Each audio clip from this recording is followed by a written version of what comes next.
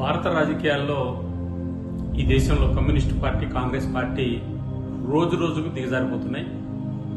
భారత ప్రధానమంత్రి నరేంద్ర మోడీ గారి ఎర్రకోట మీద నుంచి 1925లో ప్రారంభమైనటువంటి రాష్ట్రీయ స్వయం సేవక్ సంఘ్ ఆర్ఎస్ఎస్ 100 సంవత్సరాల ఉత్సవాల సందర్భంగా ప్రపంచంలో అతిపెద్ద స్వచ్ఛంద సంస్థగా ఎదిగి క్రమశిక్షణ మారుపేరుగా ఈ దేశంలో అనేక సమస్యలు వచ్చినప్పుడు సైన్యం కంటే ముందుండేటువంటి ఒక ఆర్ఎస్ఎస్ ఒక శుభాకాంక్షలు తెలియజేసిన సందర్భాన్ని దిగజారిన కమ్యూనిస్టు కాంగ్రెస్ పార్టీలు విమర్శలు చేయడం అనేటువంటిది బాధ్యత రాహిత్యం.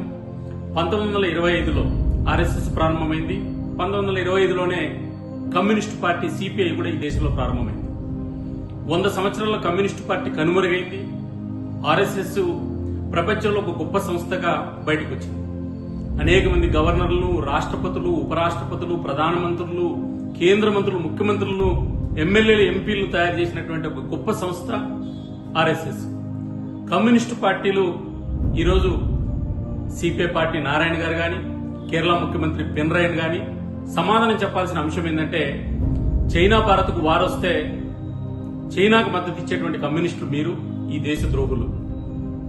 భారతదేశంలో ఆర్ఎస్ఎస్ ను జవహర్లాల్ నెహ్రూ సాక్షాత్తు రిపబ్లిక్ డే పేరేడుకు ఆహ్వానించిన విషయాన్ని మరిచిపోయినటువంటి చరిత్ర కాంగ్రెస్ పార్టీది.